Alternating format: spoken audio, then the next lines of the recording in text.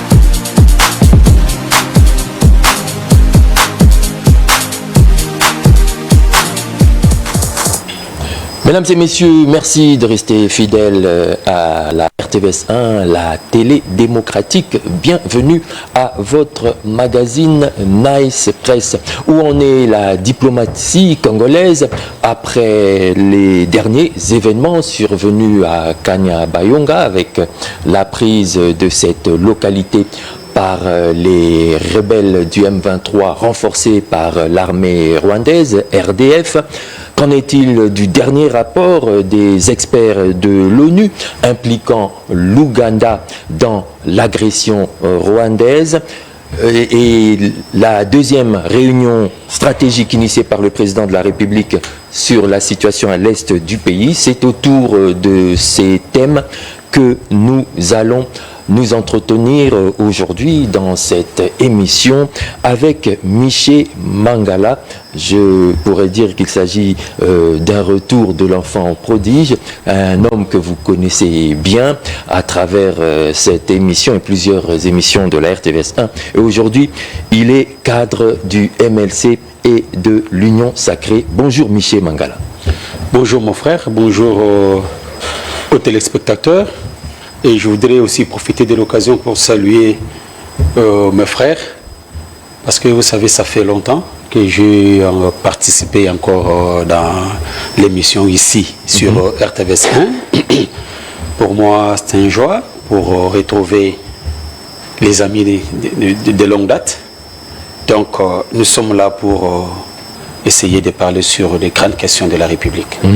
Alors, hier encore, le chef de l'État a présidé une deuxième réunion stratégique en rapport avec la situation sécuritaire à l'est du pays et notamment avec les derniers événements survenus à Kanyabayonga, cette localité de 60 000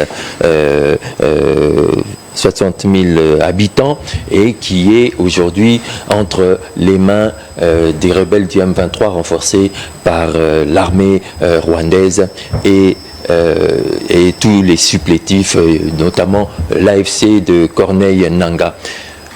Comment expliquez-vous, Miché Mangala, que pendant que l'armée nationale monte en puissance à certains endroits, mais une localité telle que une cité comme Kanyabayonga, qui mène justement vers le territoire de Lubero, puisse tomber entre les mains des ennemis? Merci mon frère. Vous savez que ce qui se passe à l'est de la République démocratique du Congo, c'est étonnant. Parce qu'aujourd'hui, nous ne pouvons pas dire que nous manquons les ficelles, donc c'est-à-dire l'arme. Et ce qui nous empêchait pour combattre les ennemis, les terroristes de M23 et du Rwanda, parce qu'on disait qu'on était sous embargo. Mais aujourd'hui, l'embargo a été enlevé. Donc on a droit à acheter les armes, acheter l'arme. Du preuve en est que vous aviez vu l'ancien ministre de la Défense, dont je cite Jean-Pierre Bemba, était parti voir qu'est-ce que nous pouvons faire pour notre armée. Alors, aujourd'hui, même le chef de l'État lui-même a dit que notre armée monte en puissance. Mais qu'est-ce qui s'est fait ou Elle a même vu son budget être voilà, augmenté à 1 milliard de dollars américains. Exactement, c'est ça. Mais qu'est-ce qui fait que le territoire de Kanyabayonga et les territoires voisins, donc ceux de Kirumba et Kaina, étaient pris par les terroristes de M23. C'est chose étonnante. Renforcé par l'armée rwandaise. Il faut insister là-dessus. Effectivement, parce que nous savons que le M23, bon, je ne dirais pas une imagination, mais néanmoins on a pris quelques Congolais pour faire le simulacre, pour se justifier que non, ce sont des Congolais. Mais en réalité, c'est le Rwanda qui est derrière cette histoire. Pas seulement le Rwanda. Aujourd'hui, il y a même un dernier rapport des experts de l'ONU qui implique le Rwanda, l'Ouganda plutôt. Voilà. Alors, le vrai problème, c'est quoi? Si nous regardons bien, vous allez remarquer que le vrai problème, c'est la trahison. La trahison de qui? La trahison des Congolais. Quand je parle de Congolais, je vois l'armée, je vois le service des renseignements, je vois le politique, je vois voire même la population congolaise. Dernièrement, ce qui m'a étonné, on nous avait dit que les États-Unis d'Amérique ou comment dirais-je, le gouvernement central avait demandé qu'on puisse observer une trêve parce qu'on devait fêter le 64e anniversaire à la disons qu'il y a eu une trêve humanitaire qui a été proposée par les États-Unis et que les deux pays ont accepté. Effectivement. Mais cette trêve a été tout de suite violée. Non, c'est ce que je voudrais d'abord énumérer les faits et après je vais dire ce que je compte à dire. Okay. Nous avons entendu qu'on a dit qu'il y avait une trêve, n'est-ce pas? Mais s'il y avait trêve, cela ne signifiait pas que nos militaires puissent quitter les postes dont ils occupaient. Cela ne signifiait pas que nous avions pas, ou soit on avait retiré les armes de pointe qui pouvaient faire qu'en cas d'attaque brusque, que nous puissions nous défendre. Et d'ailleurs, ce n'était pas la première des choses. C'était l'habitude des terroristes de M23 et le militaire rwandais, à chaque fois qu'on décrétait une trêve, et profiter pour attaquer la République démocratique du Congo. Donc, cela devait donner déjà des leçons pour que notre armée soit vigilante en cas d'attaque. Mais, ce qui est étonnant, il y a eu l'attaque et on a récupéré le territoire de Kanyabayonga. Ce qui est grave, c'est quoi? Qu'il y a deux territoires proches de Kanyabayonga dont l'armée rwandaise et l'armée rwandaise, ougandaise et le M23 ont pu récupérer ce village-là sans combat. N'est-ce pas? Donc, cela signifie que, quelque part, il y a eu une trahison. N'est-ce pas? Pour que ces gens-là puissent entrer et récupérer nos territoires. C'est par là que je suis en train de dire que pouvons-nous continuer avec de tels comportements? Nous servons la République démocratique du Congo ou nous servons le Rwanda? Est-ce que ceux qui sont là aux commandes de tous ces histoires, ils sont réellement le vrai Congolais ou ce sont des Congolais en miniature fabriqués qui ont eu l'identité et le titre des Congolais? Parce que c'est étonnant. Si ils reçoivent les injonctions de leur maître Kagame, N'est-ce pas? Kagame, ce qu'il est en train de faire, il est en train de préparer la progéniture, n'est-ce pas, de sa population. Mais maintenant, vous qui se dites que vous êtes Congolais, si vous observez et vous appliquez les recommandations, les ordres de Kagame contre votre pays, n'est-ce pas, quels seront plutôt le devenir de vos progénitures? Quelque part, si je pousse encore des réflexions plus loin, parce que j'avais entendu sur les réseaux sociaux, les gens commençaient à s'en prendre à Jean-Pierre Bemba, que Jean-Pierre Bemba n'a rien fait au niveau du ministère de la Défense. L'ex-vice-premier ministre, vice-premier ministre de la Défense. C'est pourquoi je voudrais un peu poser cette question. N'est-ce pas? Quand Jean-Pierre Bemba fit ministre de la Défense, est-ce que nous avons entendu, n'est-ce pas, de tels désastres, de tels genres de trahisons? Non. Donc je comprends que les localités ont continué à tomber. Voilà, attendez, j'arrive. Je suis en train d'arriver, je parle. Parce que c'est ma nation, je suis libre de réfléchir et de pousser mes réflexions. N'est-ce pas? Vous avez la parole. Alors, je voudrais dire tout simplement que pourquoi, juste après que Jean-Pierre Bemba quitte le ministère, n'est-ce pas, de la Défense, et nous assistons à de tels scénarios. Donc, je comprends que ces militaires-là, ces autorités-là, avaient peur de Jean-Pierre Bemba quand Jean-Pierre Bemba était à la Défense. Ils ne pouvaient pas agir de cette manière. Ah bon. N'est-ce pas? Ils ont entendu le départ de Bemba à la Défense. Bon, maintenant les souris doivent danser. Et les souris à danser, ce que nous constatons, c'est quoi? Une trahison à grande échelle.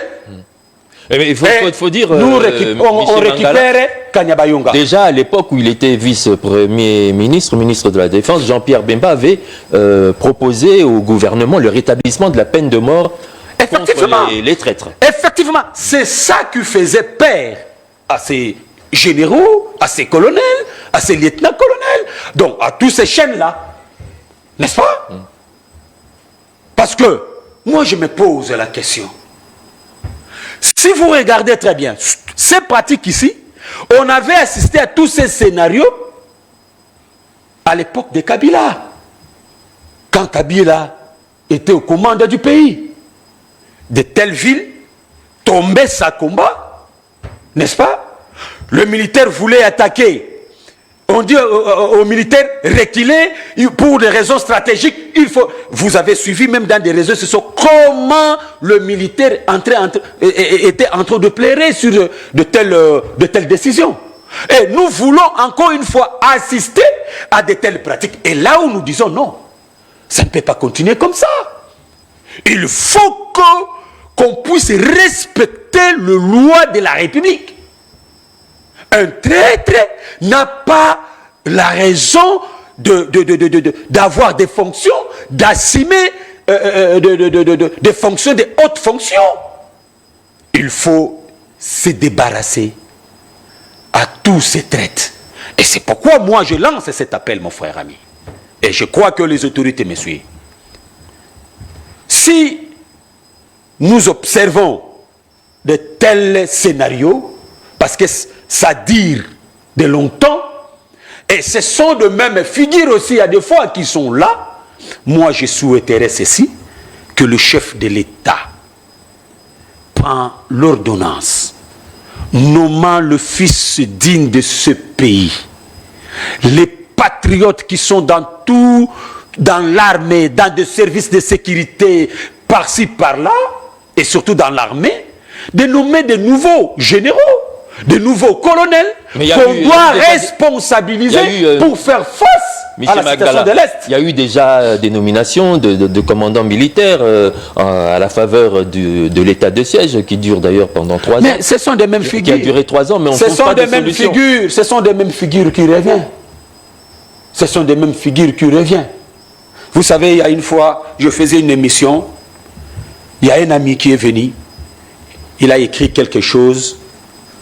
J'ai commencé à lire. Dans le texte qu'il a écrit, vous savez qu'est-ce qu'il avait dit?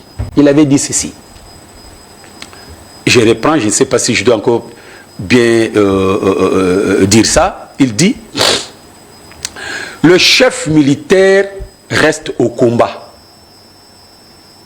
Mais depuis que Bemba est parti au ministère de la Défense, les maisons que les généraux construisaient, et Banda jusqu'au Tongamate.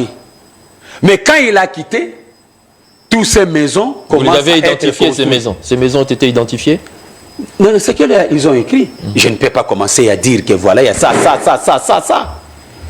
N'est-ce pas? Il connaît l'affaire. N'est-ce pas? On n'a pas dit que tel général, ou tel colonel, ou tel messier, ou tel politicien commence maintenant à construire sa maison du fait que Bemba a quitté la défense nationale. N'est-ce pas? Mais celui qui se sent piqué connaît l'affaire. N'est-ce pas? Mais ce sont des choses que nous ne pouvons pas tolérer. Parce que les gens doivent savoir ceci. Tout passe, tout coule, rien ne démarre. Aujourd'hui, tu peux avoir des millions, des milliards. Tu peux avoir des immeubles. Tu peux avoir des véhicules blindés de haute facture. N'est-ce pas? Mais il faut retenir, demain tu vas partir. Et tous ces biens-là, au Keninango, Nakata cimetière, ça va rester. Les familles vont commencer maintenant à s'entretuer par rapport à tous ces biens. Donc ça ne sert à rien de trahir la République, de trahir même ta progéniture. Parce que le mal qu'on commet à la République, à la nation aujourd'hui, a des impacts dans l'avenir. Je ne sais pas si je me fais comprendre. Absolument. C'est pourquoi nous, Congolais, nous devons prendre conscience de notre devenir. Hier, on n'était pas là, n'est-ce pas? Hier, Michel Mangala n'était pas politique. Mais Michel Mangala aujourd'hui est politique.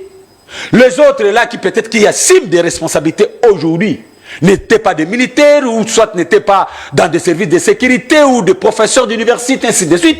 Mais aujourd'hui, ils sont là. Mais demain, ils vont partir. Les autres viendront. Mais pourquoi nous voulons trahir notre nation nous-mêmes Congolais? Pourquoi? Pour l'argent.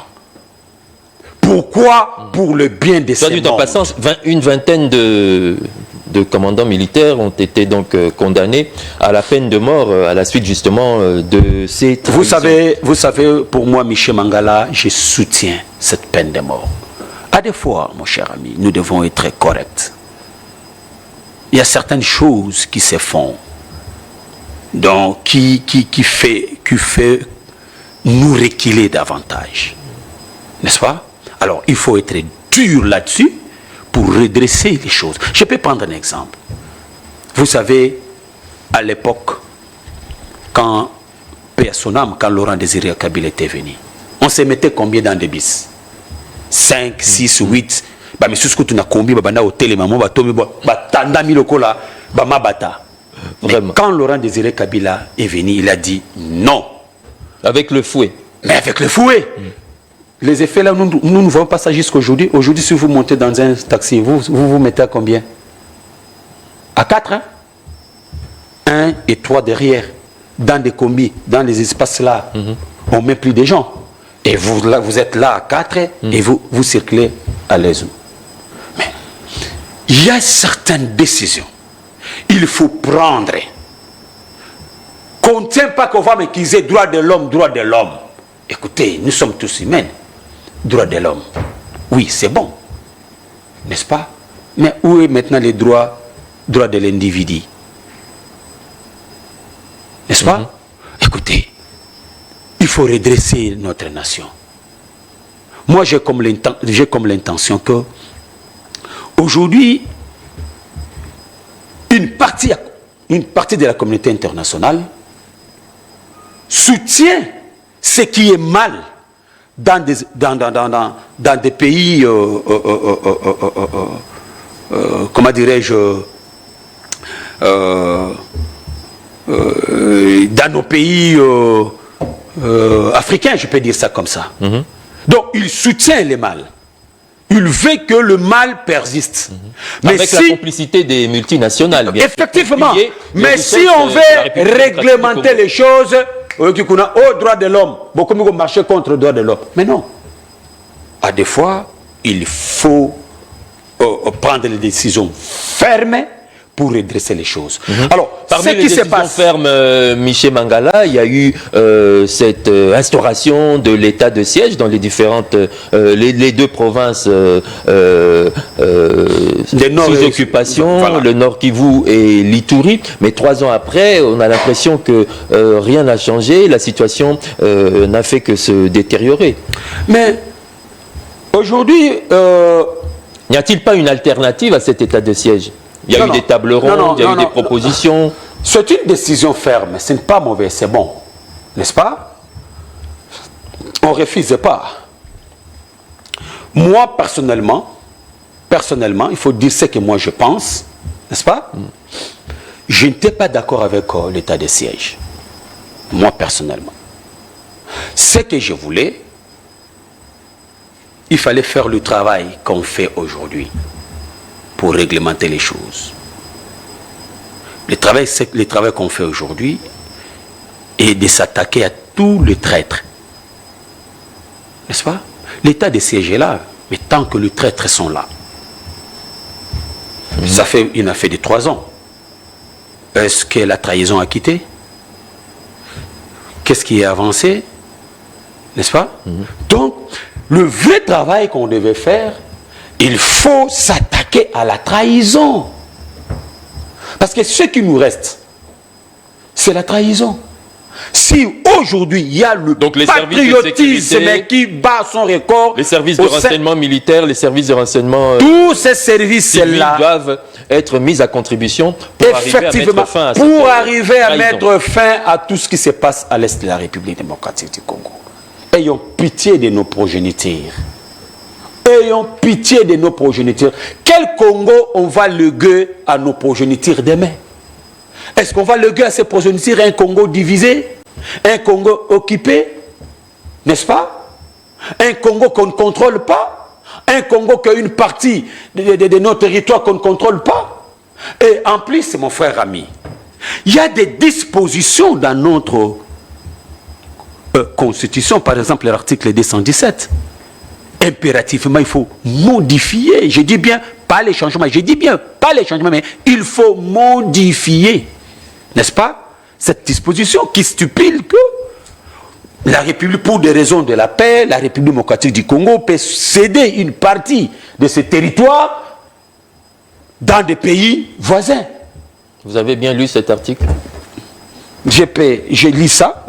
Là, j'ai parlé de mon interprétation. N'êtes-vous pas en train de faire de l'amalgame, Michel? Non, ce n'est pas de l'amalgame. Attendez, j'ai lu ça ouvertement parce que c'est très important. L'article 217. L'article 217 de notre Constitution. Un pays signataire d'accord. J'ai lu. Oui.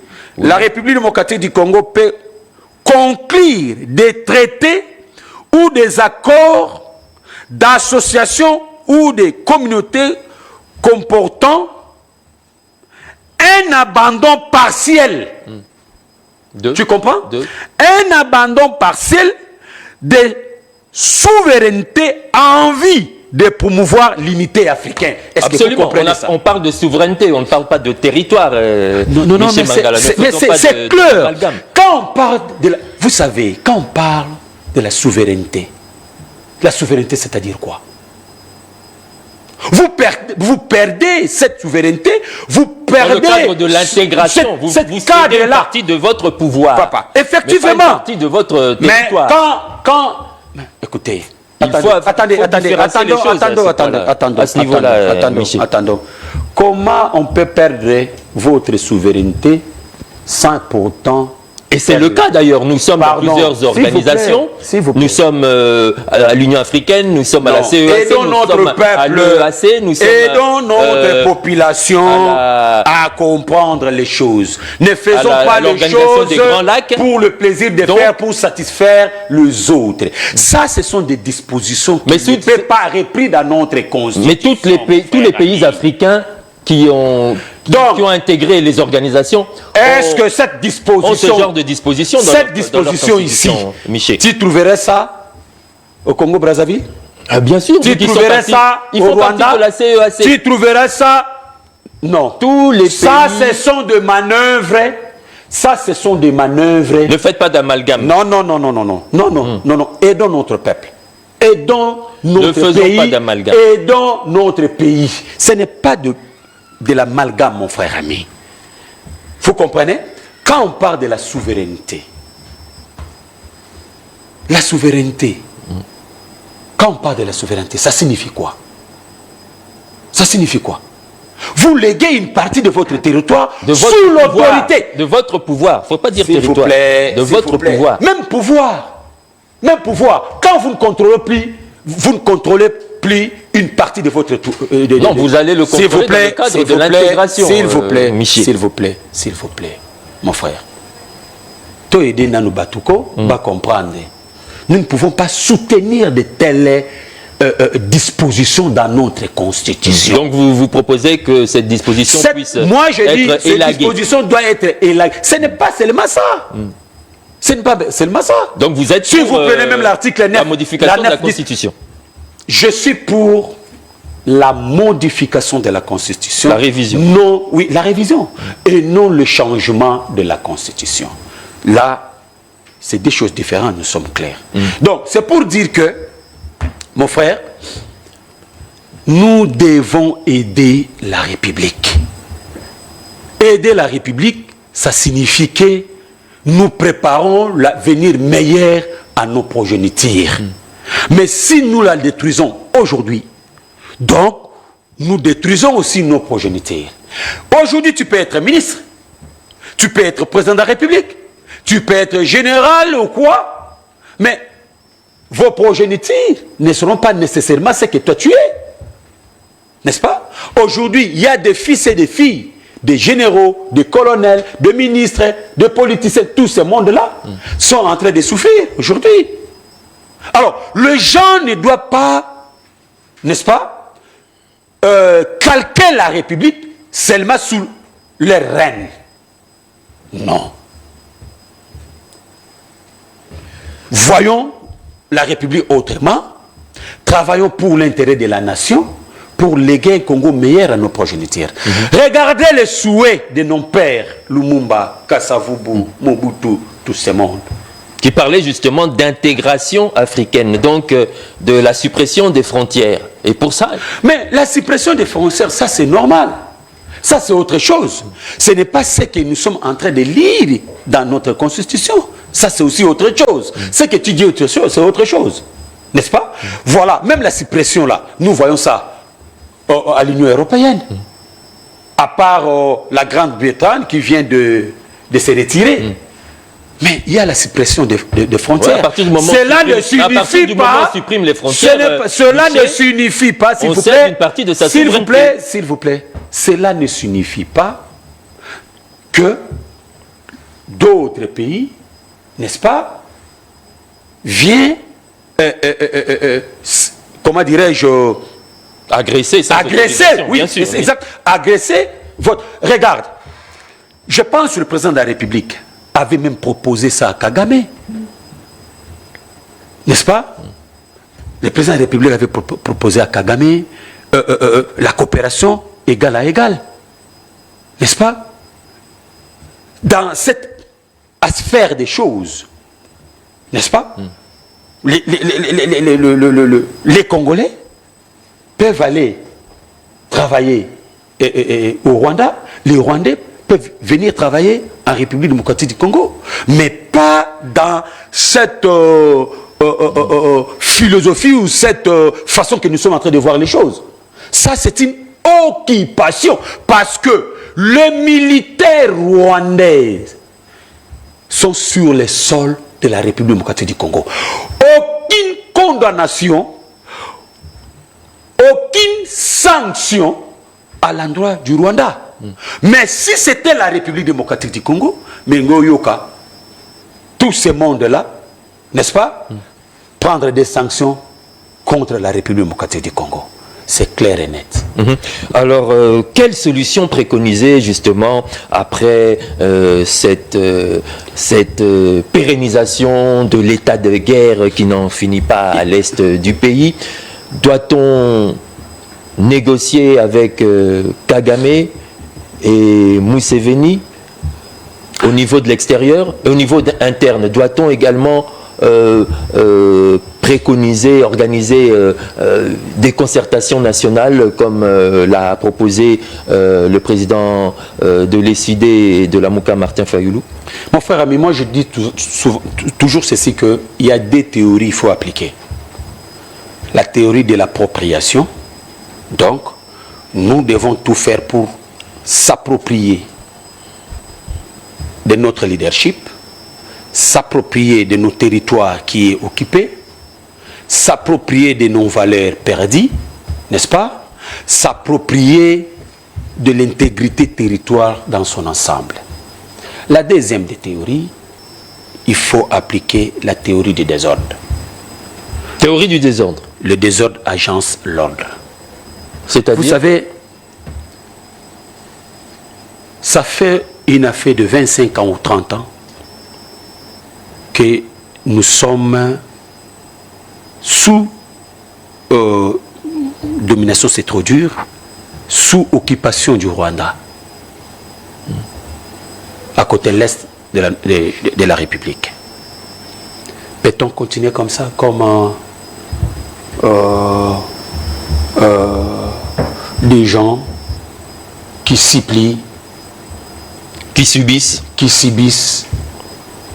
Peut-on continuer comme ça? Non. À des fois, il faut aussi se décider. Le Rwanda, c'est un État, nous aussi, nous sommes un État. Les capacités qu'il est en train de déployer, nous aussi, nous sommes capables de déployer toutes ces façons, toutes les manières qu'il se comporte. N'est-ce pas? Surtout que nous constituons une force démographique. J'ai dit souvent ceci. Nous sommes 100 millions. Si nous appliquons la même stratégie, la même méthodologie, n'est-ce pas, que le Rwanda est en train de se comporter sur nos sols, n'est-ce pas, Kagame sera discipliné, Kagame aura peur de nous. La théorie du désordre. Le désordre agence l'ordre. Vous comprenez? Ok. Donc, et d'ailleurs, l'ancien Premier ministre Adolphe Muzito avait dit ça dans une des conférences qu'il avait tenues à l'époque de la Mouka. N'est-ce pas? Aujourd'hui, c'est pour que le Rwanda nous respecte. Et d'ailleurs, ce n'est même pas le Rwanda. Le Rwanda et l'Ouganda, ce sont des marionnettes d'une partie de la communauté internationale qui est derrière cette histoire. N'est-ce pas? Si nous constatons que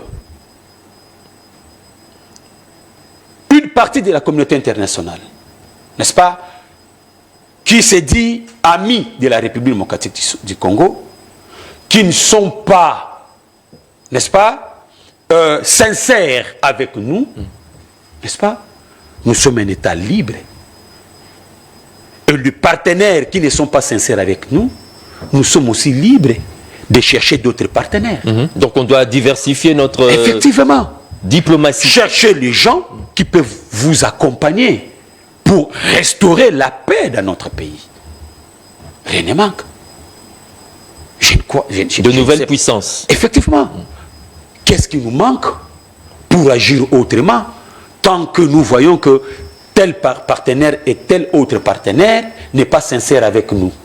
Donc, ce sont eux qui sont à la base que la République démocratique du Congo reste à l'état dont nous sommes. Et le président de Nouvel Élan a d'ailleurs dit qu'il faut plutôt négocier avec les maîtres du Rwanda plutôt qu'avec le Rwanda. Mais effectivement, le maître du Rwanda, c'est qui? C'est celui qui donne le Rwanda, le ficelle. qui donnent le Rwanda l'arme. Les multinationales. Le multinational, d'autres pays qui est derrière cette histoire. N'est-ce pas?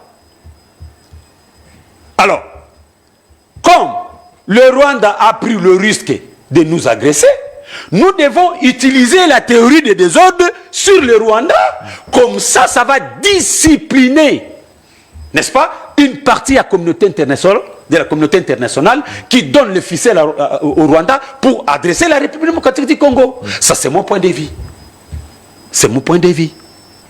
Donc, seule solution, et je ne cesserai pas à dire, il faut faire la guerre au Rwanda. Ça peut prendre les années que ça peut prendre, mais pourvu que le Rwanda et l'Ouganda nous respectent, et cette partie de la communauté internationale parvient aussi à nous respecter. Ça, c'est sur le plan extérieur. Et sur le plan interne, doit-on organiser des concertations nationales pour arriver à trouver une solution à cette crise multiforme? D'abord, je parlais de la théorie de l'appropriation, l'appropriatologie. Il faut que nous puissions appliquer la théorie, mais il est nécessaire aussi. Il est nécessaire que le fils digne pour l'intérêt de la nation, n'est-ce pas, peuvent se retrouver pareil, se parler entre eux. Mais ce qui est important aujourd'hui, jusque-là, je ne vois pas encore la nécessité qu'un dialogue puisse se faire. Je ne vois pas. Mais ce qui est important, si on peut avoir le dialogue, c'est sur la question de l'Est de la République démocratique du Congo. Parce que le danger aujourd'hui qui nous empêche de se développer, qui empêche le Congo, n'est-ce pas, plutôt le fils le fille de la République démocratique du Congo puisse se développer, c'est la guerre imposée à l'Est de la République démocratique du Congo, parce qu'il y a beaucoup de moyens qui partent à l'Est pour l'effort de guerre. Mais c'est que moi encore je me pose comme question. Le Rwanda a envoyé ses militaires sur le sol congolais. N'est-ce pas? Donc c'est que le Rwanda est en guerre avec nous. Mais pourquoi nous refusons de déclencher la guerre contre le Rwanda?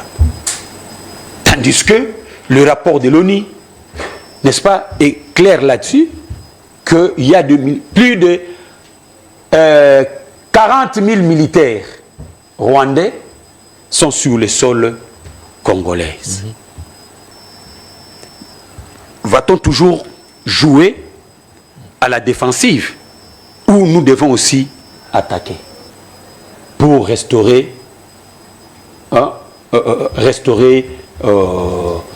l'intégrité du territoire national. L'intégrité du territoire national. Pour restaurer aussi le respect du Congo et des Congolais. N'est-ce pas? Je dis ça encore une fois, la peur doit quitter nos esprits à des fois. N'est-ce pas? La peur doit changer de camp. Oui.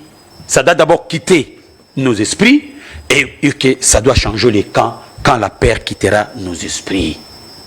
Nous sommes une nation. Nous sommes un peuple. N'est-ce pas? Nous devons défendre nos territoires. Et j'ai dit, si ça peut prendre même 50 ans, et je ne pense pas à la guerre avec le Rwanda, ça prendra 50 ans.